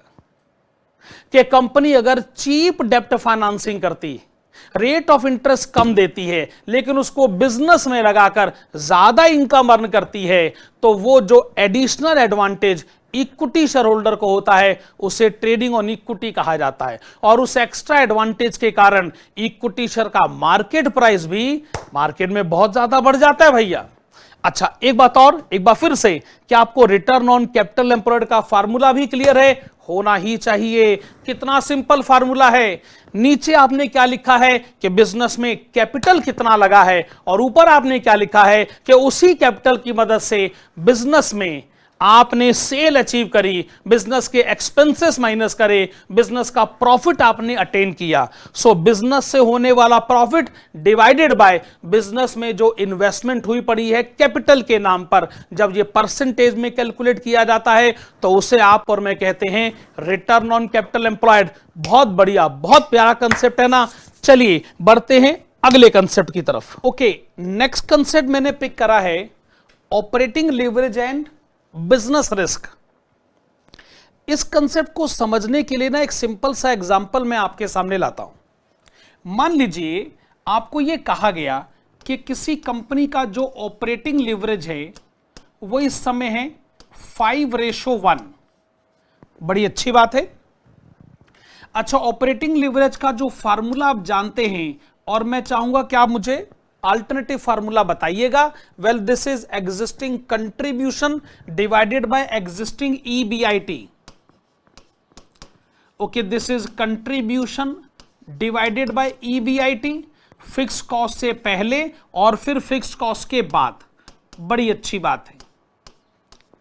अच्छा, आप अब जरा बिजनेस रिस्क के पैरामीटर को समझिएगा। जब आप ये कहते हैं कि आपका ऑपरेटिंग लीवरेज 5:1 है, तो बेसिकली आप ये मैसेज दे रहे हैं कि जो आपकी इनकम है, अगर वो इनकम है बिफोर फिक्स्ड कॉस्ट, अगर इनकम बिफोर फिक्स्ड कॉस्ट है ₹5,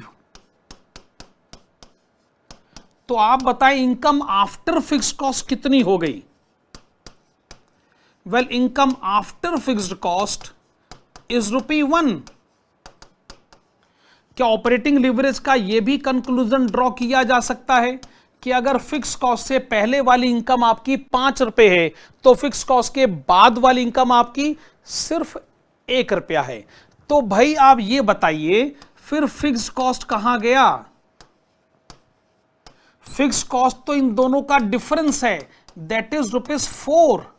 अरे बाप रे, आप मुझे बताइए ₹5 आपने कमाए फिक्स कॉस्ट से पहले, उसमें से ₹4 का तो फिक्स कॉस्ट चला गया, तो आपके पास बचा सिर्फ ₹1। दूसरे शब्दों में अगर आपको 1 रुपया कमाना है फिक्स्ड कॉस्ट के बाद, तो आपको फिक्स कॉस्ट से पहले कमाने पड़ेंगे 5 रुपए। क्या ये एक सेंस में सोचा जाए तो क्या आपके फिक्स कॉस्ट के बर्डन को रिप्रेजेंट नहीं करता? इसका मतलब फिक्स कॉस्ट जो कि आपने हर हालत में स्पेंड करनी है, भले बिजनेस की सेल जितनी मर्जी कम क्यों ना हो जाए, क्या वो परेशानी का कारण नहीं होता है? कोरोना वायरस के दौरान जितने भी ऐसे बिजनेस हाउसेस थे जिनकी सेल हो गई बंद, लेकिन वो कहते थे दुकान का किराया तो देना ही है, स्टाफ को सैलरी तो देनी ही है। वो बेसिकली क्या मैसेज दे रहे थे कि हमारे बिजनेस में ये जो रिस्क है ना, फिक्स कॉस्ट का जो रिस्क है ना, ये अपने आप में बहुत बड़ी परेशानी है। तो ऑपरेटिंग लिवरेज बेसिकली आपके फिक्स कॉस्ट के बर्डन को रिप्रेजेंट करता है। अच्छा, अगर कोई ये कहे कि मान लीजिए ये जो ऑपरेटिंग लिवरेज अभी 5:1 है, ये घट के रह गया है 3:1, तो आप इसका क्या मतलब निकालेंगे? आप कहेंगे अरे भाई, अगर फिक्स कॉस्ट से पहले की इनकम है 3 रुपए, तो फिक्स कॉस्ट के बाद की इनकम है 1 रुपया, तो बीच का जो डिफरेंस है वो डिफरेंस फिक्स कॉस्ट को रिप्रेजेंट करेगा। और यही ऑपरेटिंग लिवरेज का रेशो अगर ये हो जाता है 8:1, इसका मतलब आप कहते हो कि 8 रुपए कमाता हूं फिक्स कॉस्ट से पहले, उसके बाद सिर्फ 1 रुपया रह जाता है, बीच में 7 पैसे फिक्स कॉस्ट के नाम पर खर्च हो जाते हैं। अरे बाप रे, ये जितना बड़ा लिवरेज होता जाता है, क्या आपको फिक्स कॉस्ट का बर्डन उतना ज्यादा लगता जाता है? सोच के बताइएगा कि जितना ऑपरेटिंग लिवरेज बड़ा होगा, आपको लगेगा कि फिक्स कॉस्ट बहुत ज्यादा है, 8 रुपए में से 7 रुपए चले गए, हमारे पास क्या बचा? सिर्फ 1 रुपया। जिस तरीके से ऑपरेटिंग लिवरेज आपके फिक्स कॉस्ट के बर्डन को रिप्रेजेंट करता है, जो कि आपके बिजनेस के रिस्क के इक्विवेलेंट है, इसी कंटेक्स्ट में सोचा जाए तो जो अगला लिवरेज हमारे पास है वो है फाइनेंशियल लिवरेज। फाइनेंशियल लिवरेज आपके बिजनेस के फाइनेंशियल रिस्क को रिप्रेजेंट करेगा। किस कंटेक्स्ट में? सोचिए। पहले फाइनेंशियल लिवरेज का फार्मूला क्या होता है भाई? Well, this is before interest divided by after interest, that is EBIT divided by EBT। कुछ गलत बात तो नहीं है ना? सही है। अगर कोई आपको यह कहे कि हमारी कंपनी का जो फाइनेंशियल लिवरेज है वो है 6:1, तो इसका मतलब बताइए। इसका मतलब अगर बिफोर इंटरेस्ट अगर आपकी इनकम है ₹6, तो आफ्टर इंटरेस्ट आपकी इनकम है ₹1। तो भैया इन दोनों का जो डिफरेंस है, वो डिफरेंस जो 5 रुपए को रिप्रेजेंट करता है, समझिए वो आपके इंटरेस्ट को, बर्डन को इंडिकेट करेगा। यही रेशो अगर फ्यूचर में बढ़कर हो जाए 9:1, तो मतलब क्या हुआ कि अगर बिफोर इंटरेस्ट आपकी इनकम है 9 रुपए, तो आफ्टर इंटरेस्ट आपकी इनकम है सिर्फ 1 रुपया, तो इंटरेस्ट का बर्डन अब 8 रुपए हो चुका है। यही अगर फाइनेंशियल लिवरेज कम हो जाता है, मान लीजिए 3:1 हो जाता है, तो अगर बिफोर इंटरेस्ट आपकी इनकम 3 रुपए है, तो आफ्टर इंटरेस्ट आपकी इनकम 1 रुपया है, डिफरेंस जो 2 रुपए है वो आपके इंटरेस्ट के बर्डन को रिप्रेजेंट करेगा। कंक्लूजन फिर वही का वही है कि जैसे जैसे फाइनेंशियल लिवरेज बढ़ता जाएगा, वैसे वैसे वो बिजनेस में इंटरेस्ट के बढ़े हुए बर्डन को रिप्रेजेंट करेगा, और इंटरेस्ट का बर्डन अगर बढ़ेगा तो आपके बिजनेस में फाइनेंशियल रिस्क बढ़ेगा। फाइनेंशियल रिस्क का सीधा सा मतलब है कि आपको इंटरेस्ट पे करना ही पड़ेगा, चाहे बिजनेस की सेल कम क्यों ना हो जाए, चाहे प्रॉफिट कम क्यों ना हो जाए। अगर आपने डेब्ट रेज कर रखा है तो इंटरेस्ट आपको देना पड़ेगा। तो बेसिकली जो फाइनेंशियल लिवरेज है वो बिजनेस के फाइनेंशियल रिस्क को इंडिकेट करता है। इन्हीं ग्राउंड्स पर अगर सोचा जाए तो कंबाइंड लिवरेज कौन से रिस्क को रिप्रेजेंट करेगा? वेल, कंबाइंड लिवरेज का जो कंसेप्ट है ना, वो टोटल रिस्क के रिलेशन में पढ़ा जाना चाहिए। कंबाइंड लिवरेज का फार्मूला पहले याद करिए। Well, this is combined leverage fix cost और इंटरेस्ट से पहले, क्या मतलब हुआ इसका? Contribution get it divided by fix cost और इंटरेस्ट के बाद आप उसको कह सकते हैं अर्निंग बिफोर टैक्स। बड़ी अच्छी बात है। तो आपसे किसने पूछा कि एक कंपनी है, उसका कंबाइंड लीवरेज है 8:1, बताइए, तो आप कहेंगे कि फिक्स कॉस्ट और इंटरेस्ट से पहले कमाई अगर 1 रुपया है तो फिक्स कॉस्ट और इंटरेस्ट के बाद कमाई सिर्फ 1 रुपया। अगर 8 रुपए है फिक्स कॉस्ट और इंटरेस्ट से पहले तो 1 रुपया है फिक्स कॉस्ट और इंटरेस्ट के बाद। दोनों का जो डिफरेंस है 7 रुपए, वो आपके फिक्स कॉस्ट और इंटरेस्ट के बर्डन को इंडिकेट करेगा। सिमिलरली अगर ये रेशो हो जाती है 12:1, तो आप क्या मतलब लेंगे कि कमाते हैं 12 रुपए, रह जाता है 1 रुपया, 11 रुपए हाथ से निकल जाते हैं, बुरी बात है। अगर ये रेशो रह जाती है 3.5:1, तो आप इसका मतलब निकालेंगे कि फिक्स कॉस्ट इंटरेस्ट से पहले कमाते हैं 3.5 रुपए, रह जाता है 1 रुपया, हाथ से चले जाते हैं 2.5। रेशो बड़ी होती जा रही है, रिस्क बड़ा होता जा रहा है। रेशो छोटी होती जाती है तो रिस्क भी छोटा होता ही जाता है। ये हमने तीनों लिवरेजेस के कंटेक्स्ट में, पहले ऑपरेटिंग लिवरेज में हमने बिजनेस रिस्क के बारे में बात करी, फाइनेंशियल लिवरेज में हमने फाइनेंशियल रिस्क के बारे में बात करी, और कंबाइंड लिवरेज में हमने टोटल रिस्क के कंसेप्ट को डिस्कस किया। बड़ी अच्छी बात है। अब मैं आपका ध्यान अगले कंसेप्ट पर ले आता हूं। एक काम करते हैं, नवंबर 2020 में इस बार जो लेवरेज एनालिसिस का क्वेश्चन आया था ना, उसको अटेम्प्ट करते हैं। वो आपके सामने मैं स्क्रीन पर ले आया हूं, आइए जिसको पढ़ लेते हैं आराम से। The following data is available for stone limited. Okay, company का नाम स्टोन लिमिटेड है। आपको गिवन है सेल्स ₹5 लाख, उसमें से वेरिएबल कॉस्ट 40% माइनस हुआ 2 लाख, कंट्रीब्यूशन आ गया 3 लाख, फिक्स कॉस्ट डिडक्ट किया गया 2 lakh, earning before interest and tax 1 lakh, फिर माइनस हुआ इंटरेस्ट, तो प्रॉफिट बिफोर टैक्स आपके पास आ गया 75,000। तो इनकम स्टेटमेंट का इतना हिस्सा आपको गिवन है। देन दे से using the concept of leverages find out number 1 percentage change in taxable income. Okay, taxable income if EBIT increases by 10%। आपको सोचना पड़ेगा कि ऐसा कौन सा फैक्टर है जो टैक्सेबल इनकम और EBIT, टैक्सेबल इनकम वैसे क्या हुआ, टैक्सेबल इनकम का मतलब हुआ EBT। आपको सोचना पड़ेगा कि वो कौन सा लिवरेज है जो EBIT और EBT में रिलेशनशिप एस्टेब्लिश करता है। आप कहेंगे सर विदाउट एनी डाउट उसका नाम है फाइनेंशियल लिवरेज। बड़ी अच्छी बात है। तो इसका सॉल्यूशन कैसे दिया जाएगा? Requirement number 1। ओके, बहुत आसान तरीका है। पहला काम आपको क्या करना है कि आपको फाइनेंशियल लिवरेज का ओरिजिनल नहीं अल्टरनेटिव फार्मूला लिखना होता है। अल्टरनेटिव फार्मूला यानी before interest divided by after interest. Okay, this is EBIT divided by EBT। कितना सिंपल कंसेप्ट है। तो हमने इस क्वेश्चन से पूछा कि आपका EBIT कितना है, वो कहते हैं ₹1 lakh. Okay, 1 lakh get it divided by EBT earning before tax, जिसको क्वेश्चन ने कहा profit before tax, that is 75,000।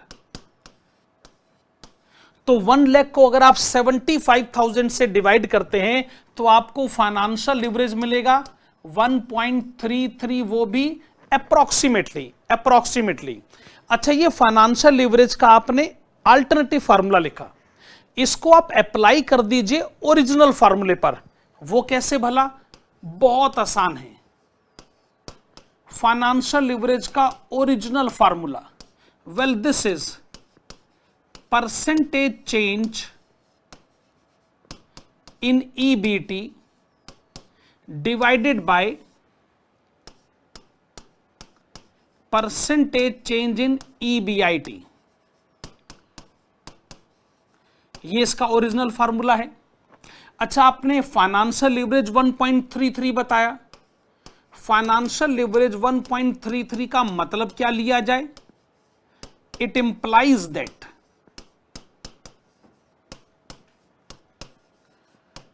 1% change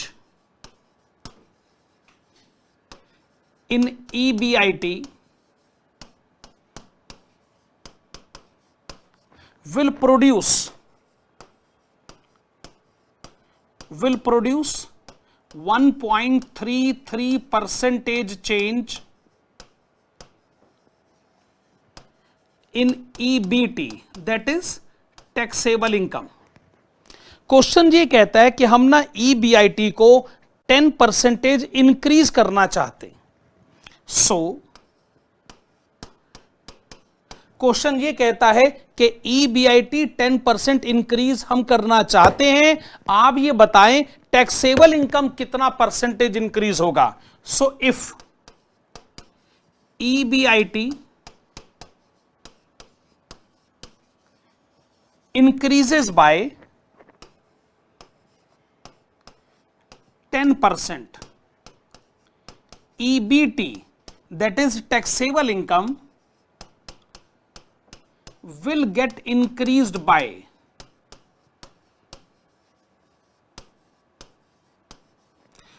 this is 1.33 multiplied with 10, that is 13.3%. In fact ये 13.33 होगा क्योंकि हमने उसको अप्रोक्सीमेट कर दिया था. इसका वेरिफिकेशन बड़ा सिंपल एस्पेक्ट है. इसका वेरिफिकेशन बहुत ही सिंपल आपको मिलेगा. देखो इस समय आपका जो एग्जिस्टिंग EBIT है वो है ₹1 लाख. ओके, इस समय आपका जो एग्जिस्टिंग EBIT है वो है ₹1 लाख. अगर मैं उसको इंक्रीज कर देता हूं कितना? 10% इंक्रीज करने को ही आप कह रहे हैं ना. तो 10% इंक्रीज अगर कर दिया जाए तो ये तो हो गया ₹1,10,000. यस, कोई दिक्कत इसके अंदर नहीं है. इसमें से जैसे ही हम इंटरेस्ट डिडक्ट करते हैं वैसे इंटरेस्ट का अमाउंट आपको कितना गिवन है? Straight away given to us ₹25,000. Okay, ऐसा करने से हमको अर्निंग बिफोर टैक्स पता चलता है. अर्निंग बिफोर टैक्स का अमाउंट आपको कितना मिलेगा? ₹85,000. मैं एक बार फिर से क्वेश्चन को स्क्रीन पर ले आता हूं. जो पुरानी सिचुएशन है ना उसमें आपको अर्निंग बिफोर टैक्स दिख रहा है 75,000.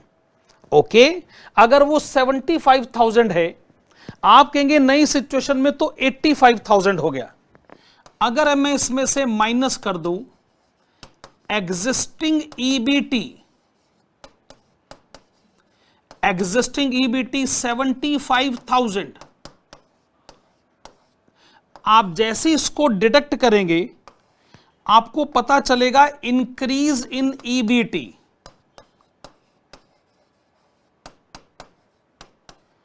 that is ₹10,000.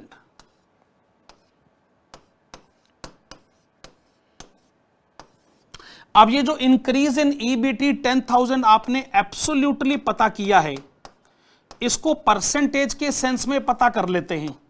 Percentage increase in EBT, आपका पॉइंट ऑफ व्यू ये होगा कि 10,000 से EBT बढ़ गया है जबकि पुरानी सिचुएशन में वो था 75,000.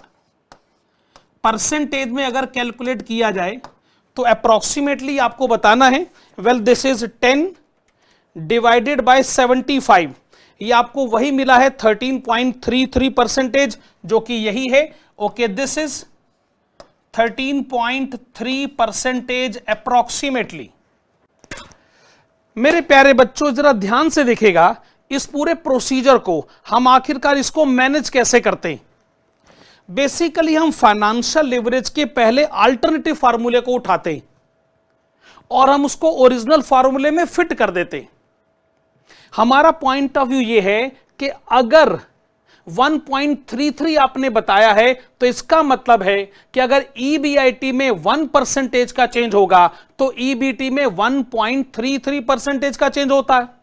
आपने कहा EBIT तो 10% इंक्रीज हम करना चाहते हैं, अकॉर्डिंगली जो अर्निंग बिफोर टैक्स है वो ऐसी सिचुएशन में 10 टाइम्स यानी 13.3% इंक्रीज हो जाना चाहिए। क्वेश्चन है कि आप इसको वेरीफाई भी करके बताएं, तो वेरिफिकेशन भी आपके सामने आ गया है, इसमें कोई दिक्कत वाली बात नहीं है। अब आप एक काम करिएगा, एक बार फिर से आप जरा क्वेश्चन को पढ़िएगा, अब जरा अगला पॉइंट ऑफ व्यू समझते। दूसरे पॉइंट में वो कहते हैं calculate percentage change in EBIT if sales increases by 10%। तो वो लीवरेज सोचिए जो सेल्स और EBIT में रिलेशनशिप एस्टेब्लिश कर सकता है। ऑफ कोर्स इसका नाम है operating leverage. Very good. Operating leverage का formula contribution divided by EBIT, यानी फिक्स कॉस्ट से पहले 3 लाख, फिक्स कॉस्ट के बाद 1 लाख। ठीक है ना भाई? अरे इसमें कोई गड़बड़ वाली बात नहीं है भाई, ये मैं आगे आ गया। ओके, अब इस पूरे क्वेश्चन का आंसर देंगे ही हम लोग। तो आंसर लिखने का जो पोजीशन है वो किस तरीके से आप मेंटेन करेंगे? Well, this is contribution, get it divided by EBIT।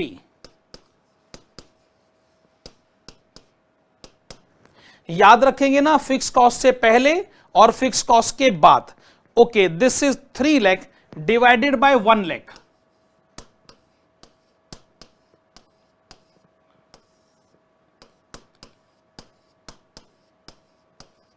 तो ये आ गया 3। आप इसको 3 कहें, 3:1 कहें, 3 टाइम्स कहें, जैसा आपको ठीक लगे। अच्छा, ऑपरेटिंग लीवरेज के दूसरे फार्मूले के बारे में सोचिए। Okay, this is equal to percentage change in EBIT, get it divided by percentage change in sales। ठीक है? DOL of 3 implies that 1% change in sales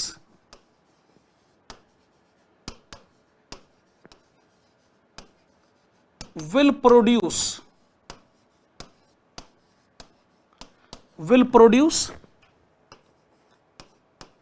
3% change in EBIT। Okay, question आपको क्या कहता है? क्वेश्चन मेरे पास है, वो ये कह रहे कि भाई हम तो सेल को 10% बढ़ाएंगे। बड़ी अच्छी बात है। सो if sales increases by 10%,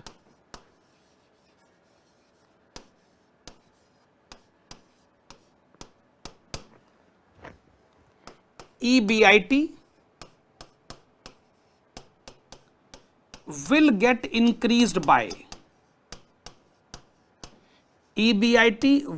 increased by 10 multiplied with 3, that is 30%।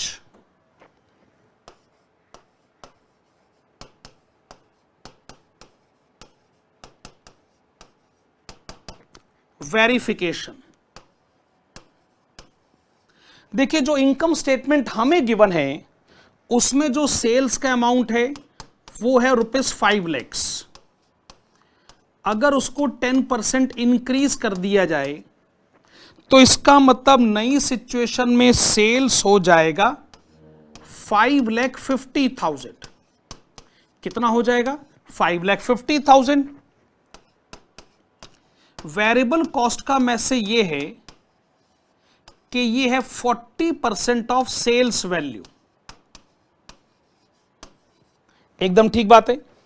अगर आपकी सेल हो जाती है 5,50,000 और वेरिएबल कॉस्ट इसका 40% है तो फिर ये 2,20,000 हुआ। सही है। तो नई सिचुएशन में आपको कंट्रीब्यूशन कितना दिखेगा? ₹3,30,000। परफेक्ट। फिक्स कॉस्ट का अमाउंट 2 लाख है और 2 लाख ही रहेगा, उसमें तो चेंज होने का कोई मतलब नहीं है।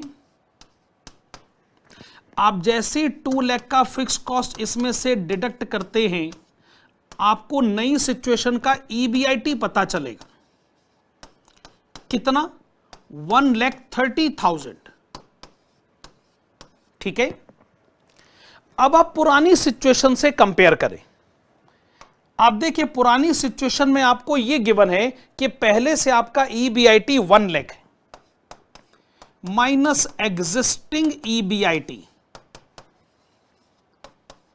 1 लाख। आप 1 लाख डिडक्ट करें, आपको यह पता चल जाएगा कि ईबीआईटी में इंक्रीज कितना है, दैट इज ₹30,000। ओके। अगर ईबीआईटी में इंक्रीज 30,000 है और एग्जिस्टिंग ईबीआईटी 1 लाख है, फिर तो परसेंटेज इंक्रीज इन ईबीआईटी बड़े आराम से बताया जा सकता है। Percentage increase in EBIT. Okay. EBIT increase हो गया 30,000, पहले से था 1 lakh, so percentage increase is 30%। Very good. ये हमने इस क्वेश्चन के सेकंड पार्ट का आंसर दिया। जब हम इस क्वेश्चन के थर्ड पार्ट पर आते, ओके, थर्ड पार्ट को मैं आपके सामने स्क्रीन पर लाना चाहूंगा। वो ये कहते हैं कि अब आप एक काम करें, ये बताएं कि टैक्सेबल इनकम में कितना चेंज आ जाएगा अगर सेल इंक्रीज हो जाए 10%। आप पहले उस लीवरेज के बारे में सोचिए जो टैक्सेबल इनकम, मेरा मतलब है ईबीटी और सेल्स में रिलेशनशिप एस्टेब्लिश करे। वेल, आपने ठीक पहचाना, उस लीवरेज का नाम है कंबाइंड लीवरेज। कंबाइंड लीवरेज का फार्मूला क्या होता है? Well, this is contribution divided by EBT. सही बात है ना? Okay.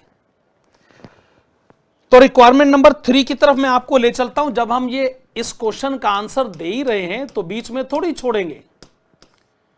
Combined leverage is equal to contribution divided by EBT. Okay. इस क्वेश्चन में कंट्रीब्यूशन हमारे सामने है 3 लाख और अर्निंग बिफोर टैक्स है 75,000। तो ये आ गया 4, वी कैन से 4 टाइम्स और वी कैन से 4:1। ठीक है। Also combined leverage is equal to percentage change in EBT divided by percentage change in sales. ठीक है ना? कंबाइंड लीवरेज है 4, DCL of 4 implies that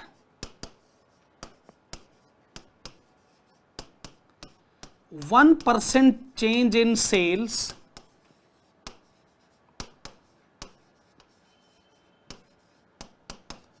will produce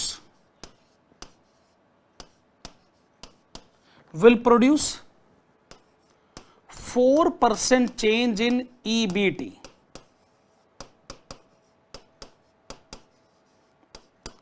ठीक है।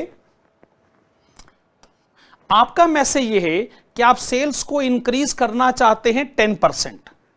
सो इफ सेल्स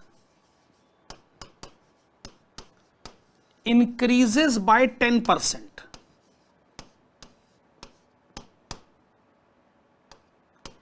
EBT यानी taxable income will get increased by 4 multiplied with 10, that is 40%।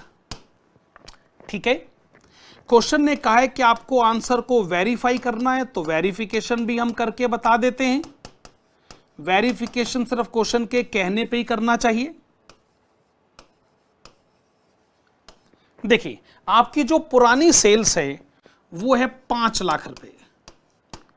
Okay, उसको 10% increase करने की बात कही जा रही है। इसका मतलब सेल का अमाउंट हो जाएगा 5,50,000। Very good. वेरिएबल कॉस्ट का मैसेज ये है कि भी वो तो 40% है, 40% ऑफ सेल्स, 40% ऑफ सेल्स हो गया 2,20,000। ठीक है, डिफरेंस हमारे सामने आ गया 3,30,000। This is the amount of contribution. Okay, इसमें से फिक्स कॉस्ट 1 लाख 2 लाख अगर हम डिडक्ट कर लेते हैं, फिक्स कॉस्ट का अमाउंट आपको गिवन है ₹2 लाख। 2 लाख डिडक्ट करते ही बैलेंस हमारे पास आ गया 1,30,000। कितना आ गया? 1,30,000। Okay, this is the amount of EBIT। Then we have to deduct interest amount. Interest amount 25,000 given to us. 25,000 interest deduct करते ही आपको 1,05,000 क्या पता चल जाता है? Earnings before tax. परफेक्ट है। Earning before tax existing situation में आपको गिवन है 75,000 minus existing earnings before tax.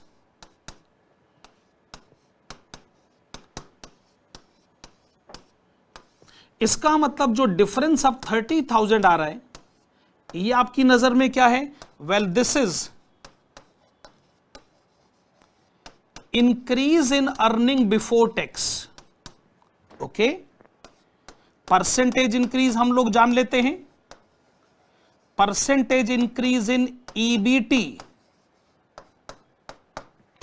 Okay, 30,000 का इंक्रीज है और एग्जिस्टिंग सिचुएशन में जो EBT आपके पास है वो 75,000। आप इसको परसेंटेज में कैलकुलेट करेंगे, 40% आ गया। और ये क्वेश्चन इस बार के एग्जाम में 10 नंबर का पूछा गया था। क्या बढ़िया, क्या वो तो इतना मजे का क्वेश्चन था ना। किसी स्टूडेंट के इसमें से 10 में से अगर आधा नंबर भी कटता है ना, तो ये बहुत ज्यादा बुरी बात है। कितना सिंपल क्वेश्चन आपसे पूछा गया। ओके, अब एक काम करते हैं, ये अपनी रिवीजन की क्लास को अब हम कंक्लूड करते हैं। और लास्ट में मैं आपको यह बताना चाहूंगा कि अगर क्वेश्चन में प्रेफरेंस डिविडेंड की इंफॉर्मेशन गिवन हो तो लीवरेज के फार्मूले को कैसे हमको बदलना पड़ता है।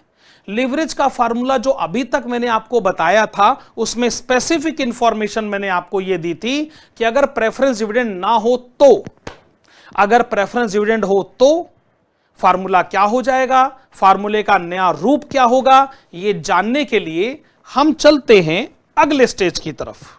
तो हेडिंग है, अगर प्रेफरेंस डिविडेंड की इंफॉर्मेशन हो तो लीवरेजेस के कैलकुलेट करने के फार्मूले में क्या चेंज आ जाता है। मैं स्टार्ट करना चाहूंगा ऑपरेटिंग लीवरेज से। ऑपरेटिंग लीवरेज का जो फार्मूला आप लोगों ने ओरिजिनली पढ़ रखा है वो है कंट्रीब्यूशन डिवाइडेड बाय EBIT। मैं आपको बताना चाहूंगा कि जो कंट्रीब्यूशन डिवाइडेड बाय EBIT है, इस फार्मूले में बिल्कुल कोई चेंज नहीं आएगा। और चेंज नहीं आने के पीछे जो ऑब्वियस रीजन है वो ये है कि प्रेफरेंस डिविडेंड का ऑपरेटिंग एक्टिविटी से वैसे भी कोई लेना देना नहीं।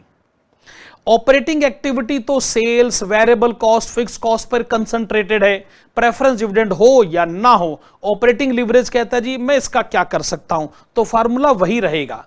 हां, आप एक काम जरूर कर सकते हैं, इस फार्मूले को आप कुछ ऐसे भी लिख सकते हैं कि न्यूमरेटर में तो कंट्रीब्यूशन ठीक है, कंट्रीब्यूशन यानी फिक्स कॉस्ट से पहले, डिनोमिनेटर को यूं जरूर लिखा जा सकता है, कंट्रीब्यूशन माइनस फिक्स्ड कॉस्ट।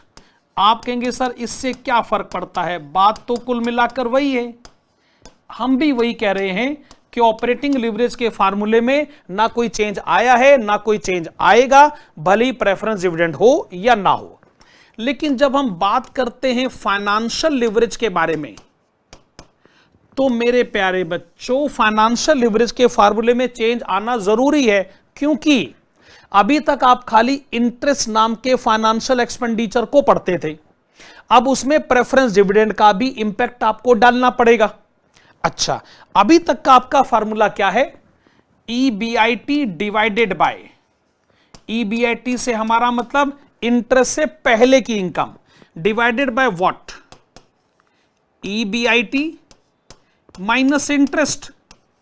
अच्छा, एसएच फार्मूला तो फिर सेम ही हुआ, यहां तक सोचे तो फार्मूला सेम है, हम बिल्कुल मना नहीं कर रहे, पर डिनोमिनेटर में अब प्रेफरेंस डिविडेंड का इंपैक्ट भी कंसीडर किया जाता है, उसे भी माइनस किया जाता है, और उसे माइनस करके हम मैसेज बताते हैं डिनोमिनेटर में कि इंटरेस्ट के भी बाद और प्रेफरेंस डिविडेंड के भी बाद। लेकिन प्रेफरेंस डिविडेंड जब माइनस होता है तो माइनस होने से पहले उसे हमको डिवाइड करना होता है, किससे, 1 माइनस टैक्स रेट से। तो ऑब्वियसली दिमाग में बात ये आती है कि 1 माइनस टैक्स रेट से डिवाइड करने का लॉजिक क्या हुआ भला, बताते हैं। मैं पहले आपको यह बता दूं कि कंबाइंड लीवरेज का जो फार्मूला है उसमें भी क्या चेंज आ जाता है। इसके न्यूमरेटर में रहेगा कंट्रीब्यूशन, अच्छा, फिर इसके डिनोमिनेटर में क्या लिखना पड़ता है, well this is contribution minus fixed cost minus interest and minus preference dividend. और जब प्रेफरेंस डिविडेंड को हम माइनस कर रहे होते हैं तो हम इसको जरूर डिवाइड करते हैं, किससे, 1 माइनस टैक्स रेट से।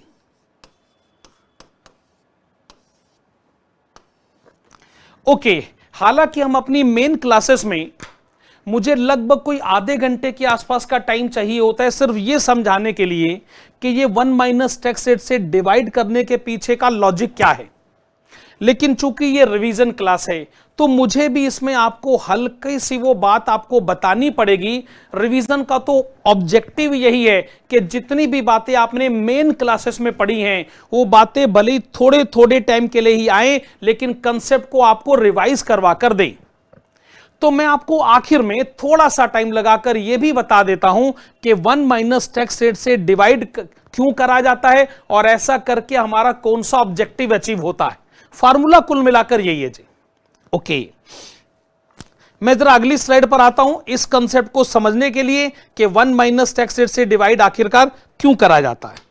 ओके, लेट अस अज्यूम आपको किसी ने बताया कि कंपनी का प्रॉफिट जो है वो टैक्स से पहले है 3 लाख रुपए। कितना है, 3 लाख रुपए। यह भी आपको बताया गया कि जो टैक्स का रेट है वो है 40%। और आपसे सिंपल क्वेश्चन पूछा गया कि आपका अर्निंग आफ्टर टैक्स कितना है, आपका अर्निंग आफ्टर टैक्स कितना है। एक तरीका तो यह कि जो बिफोर टैक्स इनकम है 3 लाख रुपए, आप उसी का 40% कैलकुलेट करें, जो आएगा 1,20,000। वो 1,20,000 आप माइनस कर दें तो बाकी बचा 1,80,000, वो हो गया आपका प्रॉफिट आफ्टर टैक्स या अर्निंग आफ्टर टैक्स। लेकिन इसको पता करने का एक और तरीका हमारे पास है, और वो क्या है कि जो अर्निंग बिफोर टैक्स है उसको चुपचाप मल्टीप्लाई कर दें, किससे, 1 माइनस टैक्स रेट से।